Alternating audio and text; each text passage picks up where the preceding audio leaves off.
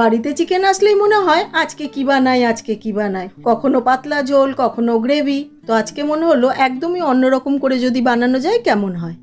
এখানে নিয়েছি বড় ইলাইচি, ছোট ইলাইচি, লবঙ্গ, দারচিনি, তেজপাতা, শুকনো লঙ্কা, জিরে আর নিয়েছি জয়িত্রী। এখানে কড়াইতে সর্ষের তেল গরম করে ফোড়নটা দিয়ে ভালো করে ভেজে নিলাম। এখন দিয়ে দিচ্ছি কুচিয়ে রাখা পেঁয়াজটাকে বেশ লাল করে ভেজে নিচ্ছি। ভাজা হয়ে গেছে, এবার দিয়ে দিচ্ছি আগের থেকে পেস্ট করে রাখা আদা, রসুন, শুকনো লঙ্কা, কাঁচা লঙ্কা আর অল্প একটু পেঁয়াজ, তার সাথে দিয়ে দিলাম অল্প একটু চিনি, দিয়ে খুব ভালো করে ভেজে নিচ্ছি। এখানে চিকেন নিয়ে ভালো করে ধুয়ে জল ঝরিয়ে রেখেছিলাম, সেটা দিয়ে দিচ্ছি। চিকেনটা দিয়ে হাই ফ্লেমে বেশ ভালো করে ভেজে নেব, একদম সাদা সাদা মতন করে। দিয়ে দেবো প্রয়োজন মতন লবণ। দেখুন কত সুন্দর ভাজা হয়ে গেছে। এখানে নিয়েছি কাশ্মীরি রেড চিলি পাউডার, গোলমরিচ পাউডার, হলুদ, ধনে পাউডার, চিকেন মশলা, জিরে পাউডার। জিরে পাউডারটা একদমই কম পরিমাণে নিয়েছি, আর চিকেন মশলাটা আমার নিজের বানানো। চিকেনটা যখন একদম সাদা হয়ে গেছে দেখুন, সেই সময় মশলাগুলো দিয়ে দেবো। তার সাথে ফেটিয়ে রাখা টক দই দিয়ে দিচ্ছি।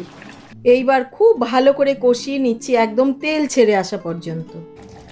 এখানে বড় সাইজের দুটো টমেটো আমি এইভাবে পেস্ট করে রেখেছি, সেটা দিয়ে দিলাম। খুব ভালো করে 10-12 মিনিট ধরে এটাকে কিন্তু কষাতে হবে। এবার কষাতে কষাতে অনেকটাই তেল ছেড়ে এসছে।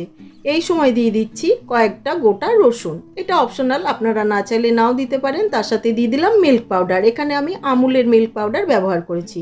দিয়ে দিচ্ছি ভাজা আলু আর গোটা গোটা কয়েকটা কাঁচা লঙ্কা দিয়ে খুব ভালো করে নেড়ে মিশিয়ে নিয়ে দিয়ে দিচ্ছি গরম জল। জলটা দিয়ে খুব ভালো করে আবারও নেড়ে নিচ্ছি।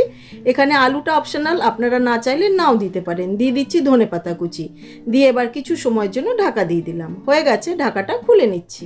ব্যাস রেডি। ওপর থেকে অল্প একটু ঘি ছড়িয়ে 1-2 মিনিট জাল দিয়ে নিলাম। এবার একটি প্লেটে সার্ভ করে দিচ্ছি। এখানে আমি গুঁড়ো দুধটা যে ব্যবহার করেছি, এর ফলে না টেস্টটা অনেকটা ক্ষীরের মতন আসবে। বানিয়ে দেখবেন, দারুণ হয় খেতে।